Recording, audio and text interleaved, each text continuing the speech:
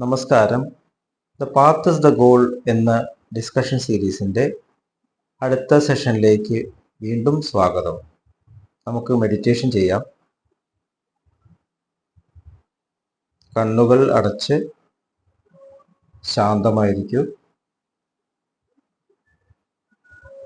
ഭൂമി മാതാവിനോടും സർവ ചരാചരങ്ങളോടും അന്തരീക്ഷത്തോടും കൃതജ്ഞത രേഖപ്പെടുത്തൂ.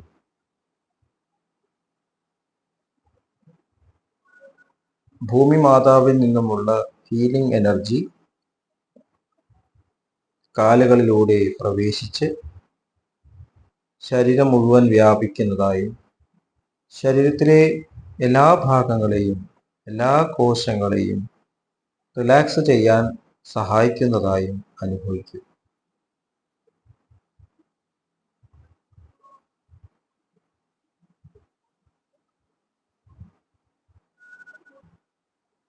ഇപ്പോൾ ശരീരം പൂർണ്ണമായും റിലാക്സ്ഡ് ആയി.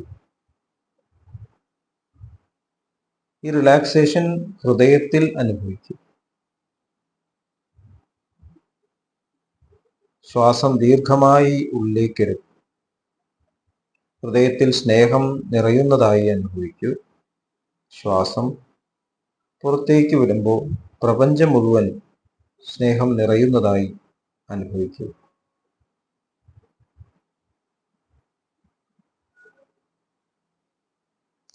ഹൃദയത്തിൽ കുടികൊള്ളുന്ന സ്നേഹത്തിൻ്റെ സ്രോതസ്സിൽ നിന്നും ഉദ്ഭവിക്കുന്ന ദിവ്യപ്രകാശം മനസ്സിനെ ആകർഷിക്കുന്നതായി അനുഭവിക്കൂ.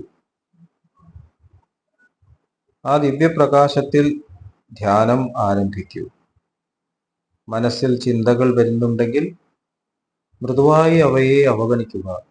ദിവ്യപ്രകാശത്തിൽ ധ്യാനം തുടരുക. Please start meditation.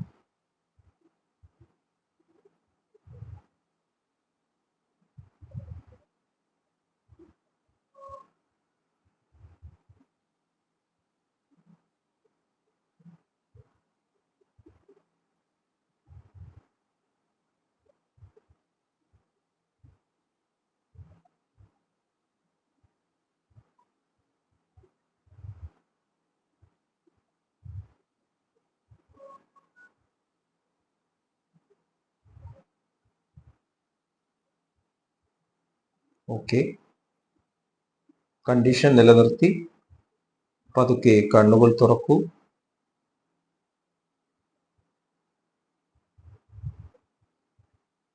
എല്ലാവരെയും വീണ്ടും ആർദ്രമായി ആർട്ട്ഫുൾനെസ് സഹജമാർഗ് മെഡിറ്റേഷൻ സിസ്റ്റത്തിലേക്ക് സ്വാഗതം ചെയ്യുന്നു.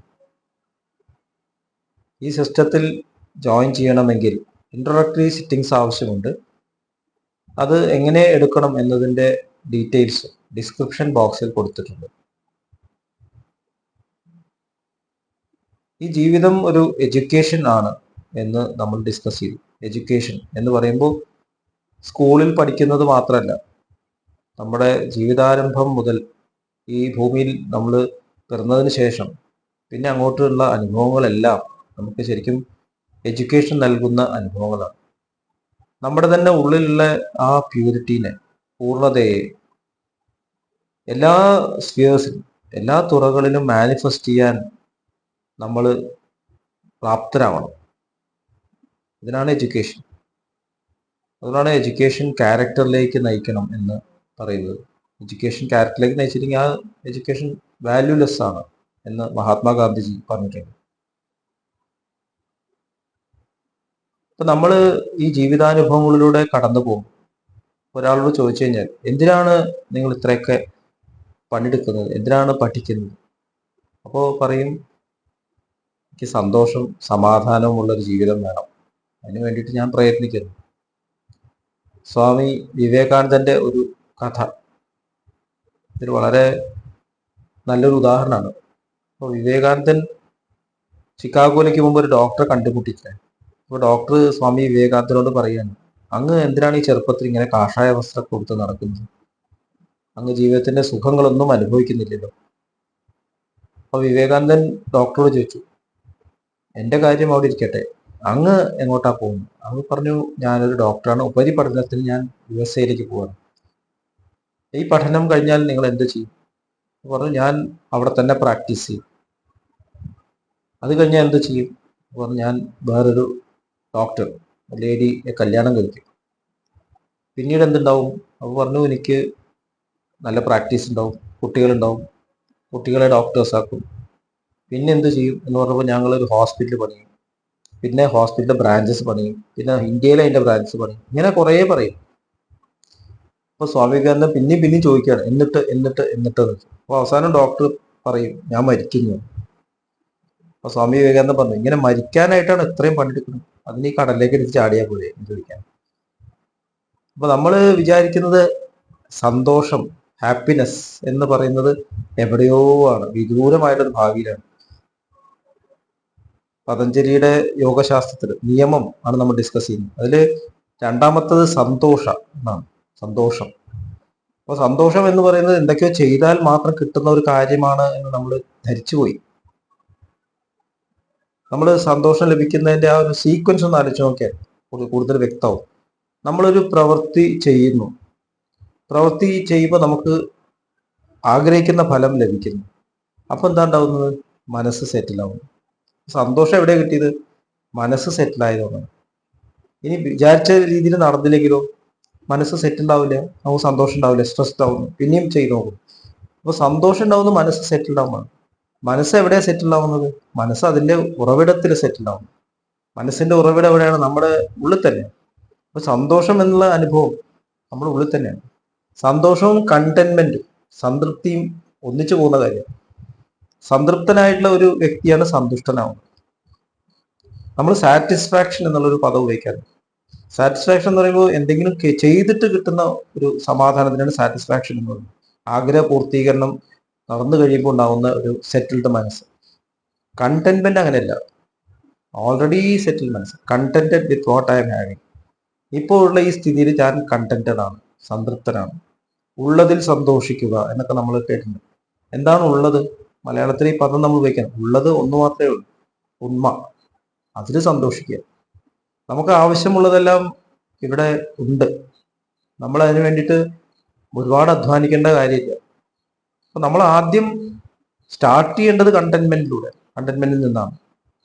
നമ്മൾ ആദ്യം കണ്ടന്റഡ് ആണ്, ഹാപ്പിയാണ് എന്ന് തിരിച്ചറിഞ്ഞുകൊണ്ട് പ്രവർത്തിക്കാൻ നമ്മൾ തുടങ്ങുമ്പോൾ പ്രവൃത്തികളൊക്കെ മാജിക് ആവും, ബ്യൂട്ടിഫുൾ ആവും. ഹാപ്പി ആയിട്ടുള്ള ഒരു മനസ്സ്, കണ്ടന്റഡ് ആയിട്ടുള്ള മനസ്സ് ഉള്ള ഒരു വ്യക്തി ജോലികളെ വളരെ ഭംഗിയായിട്ട് നിർവഹിക്കുന്നു. നമുക്ക് നോക്കിയാൽ അറിയാം. അപ്പൊ ഹാപ്പിനെസ് അല്ലെങ്കിൽ സന്തോഷം, നമ്മൾ ഹാപ്പിനെസ് എന്ന് പറയുമ്പോൾ എന്ത് ചെയ്ത് കിട്ടുന്നതാണ്. അതിനേക്കാളും ഹയർ ആണ് ജോയ് എന്ന്. അപ്പൊ പ്ലഷർ ഉണ്ട്, ജോയ് ഉണ്ട്, ഹാപ്പിനെസ് ഉണ്ട്. ജോയ് എന്ന് പറയുമ്പോൾ നമ്മുടെ ഉള്ളിലുള്ള നമ്മുടെ സ്വഭാവമാണ്. സച്ചിത് ആനന്ദം എന്ന് നമ്മുടെ സ്ക്രിപ്റ്റേഴ്സ്, നമ്മുടെ സ്വഭാവമാണ് ആനന്ദം. അത് എക്സ്പ്രസ് ചെയ്യാനുള്ളതാണ് ഈ ജീവിതം. അപ്പൊ നമ്മൾ നമ്മുടെ ഇക്വേഷനൊക്കെ റിവേഴ്സ് ചെയ്യേണ്ടി വരുന്നു. നമ്മുടെ ഉള്ളിലുള്ള ആ കണ്ടന്റ്മെന്റ്, സന്തോഷം, അത് ഈ ലോകത്തിലേക്ക് അറിയിക്കാൻ വന്നതാണ് നമ്മൾ പല പല ജന്മങ്ങളിലൂടെ ഇവോൾവ് ചെയ്ത് മനുഷ്യനായി വന്നു. അപ്പൊ അതിൽ ഞാൻ സന്തോഷിക്കുന്നു. ഇനിയും ഞാൻ മുന്നോട്ട് പോകണമെന്നുണ്ടെങ്കിൽ ഈ സന്തോഷം ഞാൻ എക്സ്പ്രസ് ചെയ്യണം. ഇവിടെ അസംതൃപ്തിയോട് കൂടിയിട്ട് പരിഭവത്തോടു കൂടി ജീവിച്ചാൽ നമ്മൾ അവിടെ ബ്ലോക്ക് ആവും. നമ്മൾ സാധാരണ ജീവിതത്തിൽ തന്നെ എന്തെങ്കിലും കിട്ടിയാൽ സന്തോഷം ഇല്ലാത്ത ആൾക്കാർ നോക്കും, അവരൊരിക്കലും പുരോഗമിക്കില്ല. ഒരുപാട് ജോലി ഉണ്ടാവും, ശമ്പളം കിട്ടണം, പക്ഷെ പുള്ളിക്ക് ഒരിക്കലും സംതൃപ്തി, ഞാനൊന്നും ആയിട്ടില്ല, എനിക്ക് കിട്ടിയില്ല, പോരാ എന്നുള്ളൊരു തോന്നലുണ്ടാവും. അപ്പൊ ഇത് മറികടക്കണം എന്നുണ്ടെങ്കിൽ നമ്മൾ ആദ്യം തന്നെ ഉള്ളിലുള്ള ആ കണ്ടന്റ്മെന്റ് അനുഭവിക്കണം. ഒന്ന് ചിന്തിച്ചു നോക്കേണ്ട കാര്യം തന്നെയാണ്. അപ്പൊ സന്തോഷം എന്ന് പറയുന്നത് നമ്മുടെ ഇന്നർ കണ്ടന്റ് ആയിട്ട്, നമ്മുടെ ക്വാളിറ്റി ആയിട്ട് നമ്മൾ മാറ്റിയെടുക്കണം. സഹജമാർഗത്തില് ഹൃദയമണ്ഡലത്തിലെ ഹൃദയചക്രം, ഭൂമിചക്രം എന്ന് പറയും. ഭൂമിയുടെ സ്വഭാവം കണ്ടന്റ്മെന്റ് ആണ്, സംതൃപ്തിയാണ്. അപ്പൊ ആ ഒരു സ്വഭാവം നമ്മുടെ ഉള്ളിൽ കൊണ്ടുവന്നില്ലെങ്കിൽ നമ്മുടെ മനസ്സിന്റെ ഉയർച്ച സംഭവിക്കില്ല. നമ്മൾ എവിടെ ബ്ലോക്ക് കൊണ്ടുവരുന്നു? നമ്മൾ സംതൃപ്തരല്ല, നമുക്ക് എന്തൊക്കെയോ വേണം എന്ന് തോന്നുകയാണ്. നമ്മളിപ്പോഴും ഭൂതകാലത്തിലേക്ക് കണക്ട് ആണ്. നമ്മൾ താണ്ടി വന്നിട്ടുള്ള കാര്യങ്ങളെ അത് വീണ്ടും നമ്മൾ കൂട്ടിവെക്കാൻ നോക്കും. എവല്യൂഷൻ നോക്കിക്കഴിഞ്ഞാൽ നമ്മൾ മിനറൽ ലൈഫ് എന്നാണ് മനുഷ്യന്റെ തലത്തിലെത്തിയത്. നമ്മൾ ആദ്യം മിനറൽസ് ആയിരുന്നു. അതുകൊണ്ടാണ് ഭഗവാൻ ശ്രീകൃഷ്ണൻ ഭഗവത്ഗീതയിൽ പറയുന്നത് ഇതെല്ലാം ഞാൻ തന്നെയാണെന്ന്. സ്വർണവും ഞാനാണ്, കല്ലും ഞാനാണ്, എല്ലാം ഞാൻ തന്നെയാണ്. ആന ഞാനാണ്, കുതിര ഞാനാണ്. അപ്പൊ എന്തിനാണ് ഇനി എനിക്ക് സ്വർണം വേണം തോന്നുന്നു? എന്തിനാണ് എനിക്ക് ആനേനെ പോലെ ആവണം, ശക്തി വേണം തോന്നുന്നു? എന്തിനാണ് കുതിരനെ പോലെ ഓടണം തോന്നുന്നു, പക്ഷിയെ പോലെ പറക്കണം എന്ന് തോന്നുന്നത്? കാരണം നമ്മൾ അത് പഠിച്ചു കഴിഞ്ഞില്ല. അപ്പൊ നമ്മൾ കടന്നു വന്നിട്ടുള്ള ഈ യാത്ര, എവല്യൂഷന്റെ ഈ യാത്രയെ നമ്മൾ നമ്മുടെ ശരിക്കുള്ള നോളജ് നമ്മളത് മനസ്സിലാക്കണം. ഞാനത് അറിഞ്ഞു കഴിഞ്ഞു, എനിക്കത് റിപ്പീറ്റ് ചെയ്യേണ്ട ആവശ്യമില്ല. അമ്മയുടെ ഗർഭപാത്രത്തിൽ കിടക്കുമ്പോൾ എല്ലാ തലങ്ങളും നമ്മൾ കടന്നു പോകുന്നു എന്നാണ് ബയോളജി വരുന്നത്. ഓൺടോജനി മീൻസ് ഫൈലോജനി എന്ന് പറയും. നമ്മൾ യൂണിസെല്ലുലാർ ഓർഗാനിസം ആയിരുന്നു ആദ്യം, അമ്മയുടെ ഗർഭപാത്ര ഭ്രൂണം. പിന്നെ അത് മൾട്ടി സെല്ലറായി മത്സ്യത്തിന്റെ ജീവനോടെ, പിന്നെ അങ്ങനെ ഏപ്പിനും കുരങ്ങന്റെ രൂപത്തിൽ നിന്ന് പിന്നെ മനുഷ്യ രൂപത്തിലേക്ക് വരികയാണ്. ഒരു ക്രാഷ് കോഴ്സ് ആണ് ശരിക്കും ഗർഭപാത്രത്തിൽ നടക്കുന്നത്.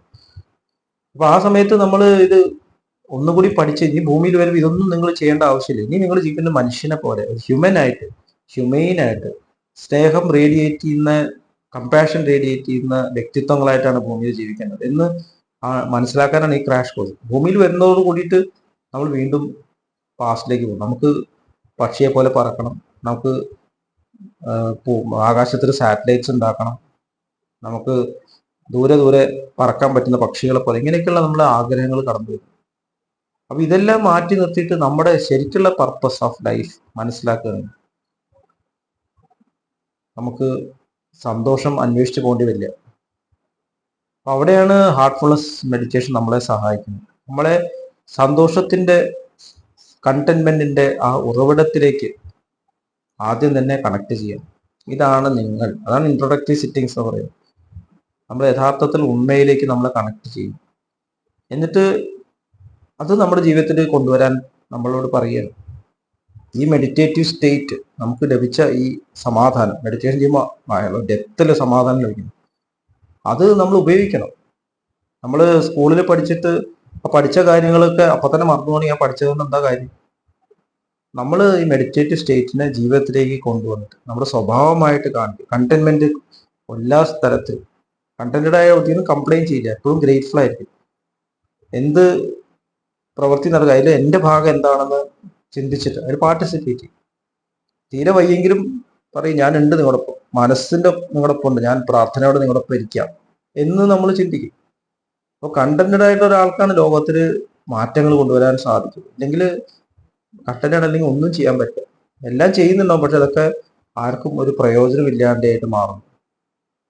അപ്പൊ ഈ ഒരു തത്വം മനസ്സിലാക്കി നിയമത്തിലെ സന്തോഷം എന്നുള്ള ആ ക്വാളിറ്റി, അത് യഥാർത്ഥം നമ്മുടെ ക്വാളിറ്റിയാണെന്ന് തിരിച്ചറിയാനാണ് നമ്മൾ സാധന ചെയ്യുന്നത്.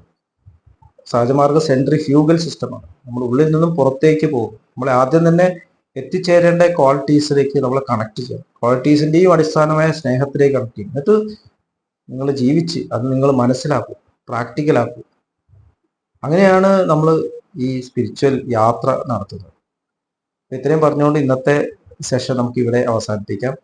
അടുത്ത സെഷൻ വരെ വിട വാങ്ങുന്നു. നന്ദി, നമസ്കാരം.